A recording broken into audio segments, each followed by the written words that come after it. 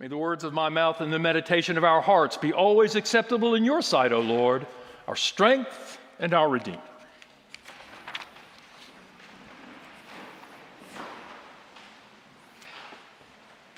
You often hear it said that the only constant in life is change.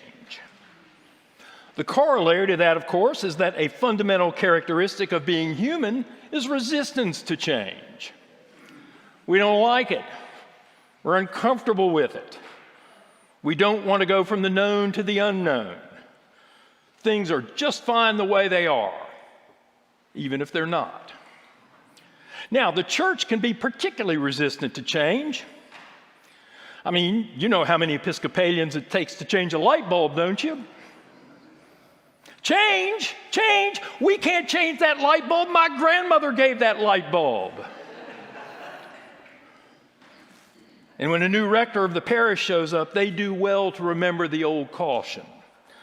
Don't move any of the furniture for at least a year. On the other hand, we can also be resilient in the face of change. It's been my experience that whenever we do something at least twice in the parish, it immediately becomes a tradition. Yes, we do love tradition in the church. There's some of you here today who are old enough to remember, as I do, the controversy that raged around what was then called the New Prayer Book back in the 70s. New Eucharistic liturgies were being introduced, and many feared that the old familiar 1928 prayer book was going to be replaced and forgotten by these newfangled liturgies. So it's interesting to note that while the Eucharistic liturgy in the 28 prayer book was written by Archbishop Cranmer and dates back to the 19th century, the 16th century, the so-called new Eucharistic liturgies are far more ancient and have their roots in the early church, 1,000 or more years before Cranmer. These so-called new liturgies, which we now refer to as Rite Two, have become the principal and much loved liturgies in most parishes, including right here at Epiphany. And of course, we still use Cranmer's liturgy, which we call Rite One, every Sunday at 11. That great change, so fiercely resisted by so many, has now become part of our tradition. There's an aphorism by the great church historian Yaroslav Pelikan that captures this interplay between tradition and change. Tradition is the living faith of the dead, said Pelikan, while traditionalism is the dead faith of the living. So let's unpack that. Tradition is organic. It's a principal fertilizer of growth and new life. Rooted and grounded in the faith and wisdom of our ancestors, we can live confidently in the swirling tides of chance and change in the present moment, allowing the ancestors' wisdom to speak to us and inform our decisions and actions as we resiliently adapt to this life, not some imagined life from 40 or 50 or 100 years ago. Traditionalism, on the other hand, is inert. It is inorganic. It's cast in marble. Traditionalism is actually the worship of tradition. It's nothing more than idol worship. The clock won't ever be wound back to 1963 or 1953 or 1853, and thank God for that. As C.S. Lewis once observed, the only prayer God never answers is encore. So why am I banging on and on about tradition and traditionalism and change and new life? Let's take a look at this morning's gospel. These are back-to-back stories about tradition and change. The interesting way in which Jesus approaches tradition and change in these two contexts, and what that means for those first hearing Matthew's gospel and for us today. In the first story, we find Jesus in the middle of a discussion with the Pharisees. They've challenged Jesus to explain why his disciples don't wash their hands, before they eat, as the tradition of the ancestors and elders required. Pointing out their hypocrisy, Jesus turns to the crowd and says that it's not how or what one puts into the mouth that's important. It's what comes out of the mouth, the words that come from the heart, a heart that might bear evil intentions like murder, false witness, slanders, and more. That's what defines a person. The Pharisees' traditionalism, their idolatry of the tradition, in other words, has blinded them to the deeper concerns of human life. Now, this isn't the first time that Jesus has had a run-in with the Pharisees about how their worship of traditionalism has blinded them to real human need. Earlier, they've twice accused Jesus of violating Sabbath law by allowing his disciples to gather food for the hungry and to heal the sick on the Sabbath. Jesus responds by reminding them that the Sabbath, the day of rest, was created by God for human beings and for human flourishing.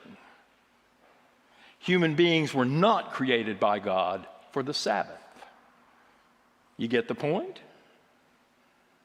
God's response to human need, as discerned through the lens of tradition, will always trump the constricting boundaries we try to create for God by our traditionalism. While that's all pretty straightforward, the story that follows is more complicated, isn't it? Immediately after this latest encounter with the Pharisees, Jesus and his friends head off to Tyre and Sidon, located in present-day Lebanon. It's Canaanite country, the country of the Gentiles, who are the traditional enemies of the Jewish people. In fact, their enmity was so bitter that Jews often referred to Canaanites as dogs. Now, it's important to note here that Matthew is writing to an audience of Jewish Christians. That is, people who are grounded in the law and in Jewish tradition and who are now following this new Messiah. And they are grounded in a particular tradition that they are God's elect.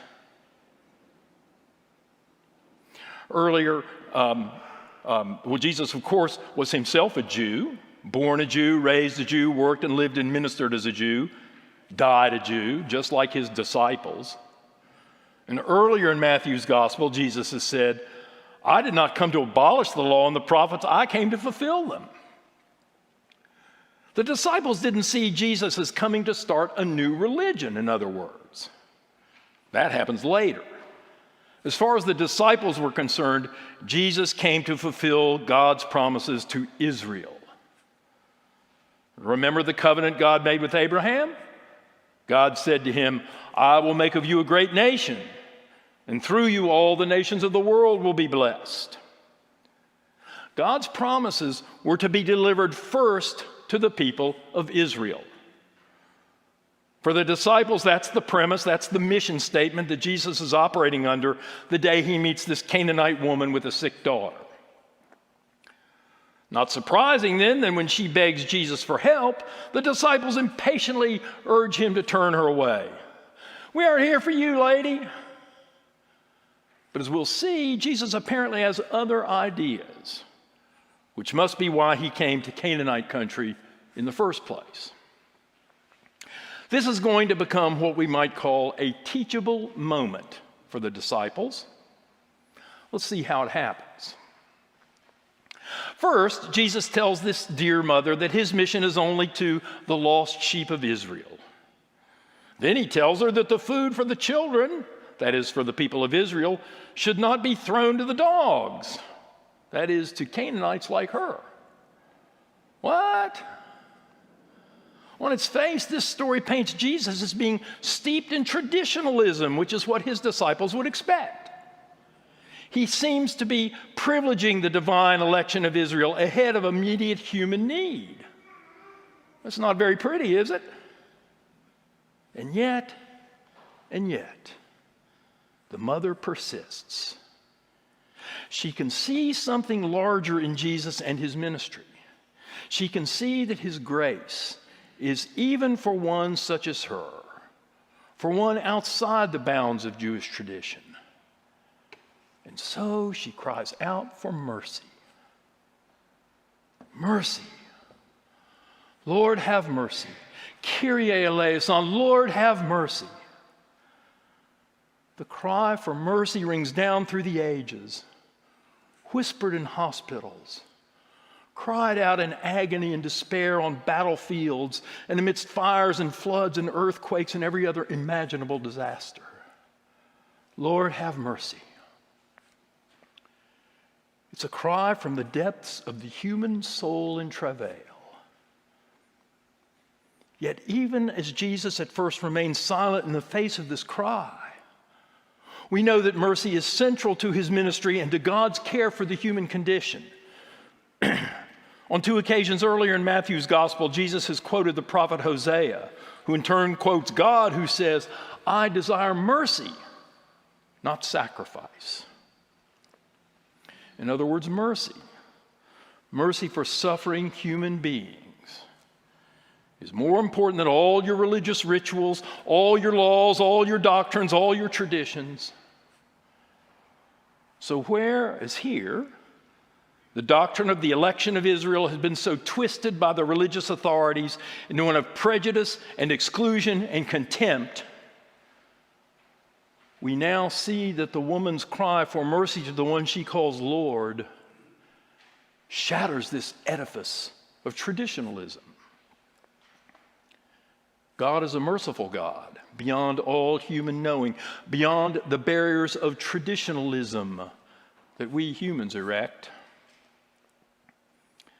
In both the Hebrew Scriptures and the Christian Testament, God has said, I will have mercy on whom I will have mercy, and I will have compassion on whom I will have compassion. This is the way God has chosen to reveal God's essential nature, through mercy. The mother's cry for mercy touches the divine nature of the one who is the Son of God, the one whose very nature it is to have mercy. Lord, have mercy. Christ, have mercy. The Canaanite woman's desperate vulnerability, her confession of unworthiness, her complete humility, her utter devotion to her sick child, her trust that this man about whom she has heard so much could save her suffering daughter, her great faith, as Jesus puts it, breaks through the rigid barriers of traditionalism, and God's healing mercy flows down like cool spring water. The sick little girl is made well. God's healing mercy is to be taken to the whole world. Even, perhaps most especially, to the ones who the in-group, like the disciples, look upon as strangers or as unworthy. There's the teachable moment for the disciples and for us. Jesus commends the woman to the disciples to show what great faith can accomplish. God will tear down all the barriers that we might erect, including the barriers of traditionalism and privilege and exclusion, which stand between suffering humanity and God's healing mercy. There's a wonderful song by the country artist Mary Gauthier called Mercy Now. Do you know it? It's autobiographical. In the first verse, she says her father, with whom she's had a difficult and conflicted relationship and who's now dying of Alzheimer's, could use a little mercy now. In the second verse, her brother, who has a terrible addiction, he could use a little mercy now. In the third verse, her church, she's Roman Catholic, and her country, as they sink into the poison pit, that sound familiar? They could use a little mercy now, and so on. The final verse is haunting. Yeah, we all could use a little mercy now. I know we don't deserve it, but we need it anyhow. We hang in the balance, dangle between hell and hallowed ground. And every single one of us could use a little mercy now. Every single one of us could use a little mercy now. Every single one of us could use a little mercy now. Do you need a little mercy now? Are you like the Canaanite mother with a sick daughter who comes to Jesus crying for mercy? I've been there. I sure have. I've been awake at 3 a.m. looking for some mercy now. So I'll share something that's helped me. It's an ancient prayer, a prayer grounded in the great tradition. You may already know it. It's well known in the Eastern Church, and if you don't know it, you should. It's called the Jesus Prayer, and it's very simple. Lord Jesus Christ, Son of God, have mercy on me, a sinner. Say it with me on the rising and the falling of the breath. Lord Jesus Christ, Son of God, have mercy on me, a sinner. Now let's say it again. Lord Jesus Christ, Son of God, have mercy on me, a sinner. One more time. Lord Jesus Christ, Son of God, have mercy on me, a sinner. You're bringing to God your deepest human need, the need for mercy. Say it again and again at 3 a.m. when it seems like the walls are closing in. Say it again and again as you sit by the bedside of a sick child. Say it again and again as you reflect on the awful fight you've just had with your spouse. As you walk away from the office with the news you've been laid off. As you wait for the call from the surgeon with the results of the biopsy. Say it as you lay dying, breathing your last breath. Lord Jesus Christ, Son of God, have mercy on me, a sinner. Yes, every single one of us could use a little mercy now. And mercy is what we get. Healing mercy. From the God who offered mercy to our spiritual ancestors in the faith those thousands of years ago.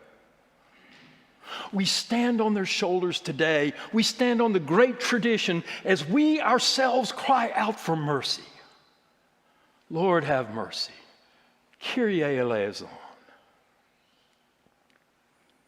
And in receiving God's mercy, we're empowered to pass it on. To be agents of God's mercy in our families, in our church, and in our neighborhood, in the city of Seattle, and in our hurting and divided nation.